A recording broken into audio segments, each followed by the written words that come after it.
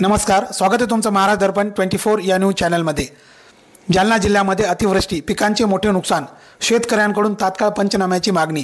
सरपंच विजय लहाने यांनी शिष्टमंडळासह घेतली तहसीलदारांची भेट। जालना तालुक्यात गेल्या काही दिवसांपासून झालेल्या अतिवृष्टीमुळे शेतकऱ्यांचे मोठ्या प्रमाणावर नुकसान झाले आहे।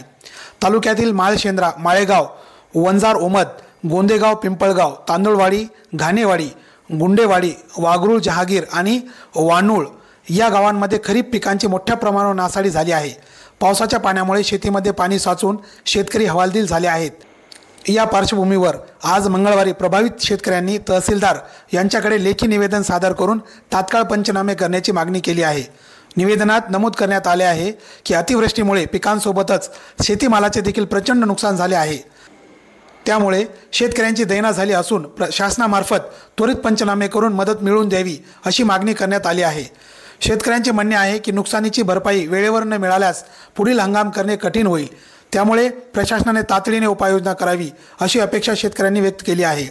यावेळी माळशेंद्रा गावचे सरपंच विजय नामदेव लहाने, उपसरपंच शिवाजी जाधव, तंटाभुक्ती अध्यक्ष त्र्यंबक बोडके, ग्रामपंचायत सदस्य बाबासाहेब जाधव, अंकुश गाडेकर, रामनाथ वाघ, पंढरीनाथ वाघ, विक्रम जाधव, पुंजाराम खरात, बळीराम जाधव, साळुबा लोखंडे, काकासाहेब खिल्लारे इत्यादींची उपस्थिती होती।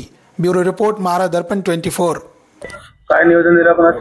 आज आम्ही तहसील कार्यालयामध्ये येऊन तहसीलदाराला निवेदन दिलेलं आहे की अतिवृष्टी वागरा सर्कल मध्ये मोठ्या प्रमाणात ढगफुटी झालेली आहे आणि 5 ते 6 गावांमध्ये मोठ्या प्रमाणात त्या ठिकाणी नुकसान झालेले आहे। नुकसानीचे पंचनामे करण्यासाठी आम्ही तलाट्याला वारंवार कॉल केले, पण तलाट्याला अद्याप त्या सर्कलमध्ये तलाठी मंडळाधिकारी पंचनामा करायला आले नाही। त्यामुळे आम्ही आज तहसीलदार मॅडमला भेटण्यासाठी आलो होतो। मॅडम दौऱ्यावर असल्या कारणाने नायब तहसीलदार साहेबांनी आमचं निवेदन या ठिकाणी स्वीकारलेलं आहे। त्यांनी आम्हाला सांगितलं की 2 दिवसामध्ये तुमचे संपूर्ण पंचनामे करू। आमचं त्याला अल्टिमेटच आहे, 2 दिवसात तुम्ही पंचनामे करा, नाही तर आम्ही सगळे शेतकरी लेकरबाळ सोबत या तहसील कार्यालयामध्ये येऊन बसणार आहे। कारण की शेतकऱ्याच्या तुम्हाला मी आता व्हिडिओ देतो, शेतकऱ्याच्या शेतामध्ये टोंगळ्या इतकाला पाणी त्या ठिकाणावर जमा झालेलं आहे। शेतकऱ्याच्या घरामध्ये सुद्धा पाणी गेलेलं आहे। शेतकऱ्याचे गोठे, जनावर, बकऱ्या, शेळ्या सुद्धा त्या ठिकाणी मेलेले आहे। नुकसान शेतकऱ्याचा सगळं माल 100% नुकसान झालेलं आहे।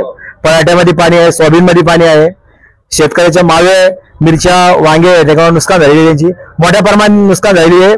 आमचं तहसीलदार मॅडम जसं नांदेडला झालं का तशाच प्रकारे येत्या ढगफुटी झालेली आहे, पण प्रशासकाचं लक्ष नसल्या कारणाने त्या ठिकाणी कोणी बघितलं नाही आणि आमचं गाव दूर असल्यामुळे आमचे 5-6 गाव आहे, त्या गावामध्ये मोठ्या प्रमाणात नुकसान झालेली आहे। विजय लहाने। काय नियोजन दिलं आपण? साहेब, हे आमचे शेतकऱ्याचे लय पण नुकसान झाल्यात, ढगफुटी झाली, कमरा इतकाला पाणी येऊन एरिवर तर आज मी माझ्याजवळ व्हिडिओ आहे, त्याच्यावर एरिवर पाणी 2 फूट आहे, पहाटी पूर्ण झाकली, पूर्ण नुकसान व्हायलंय।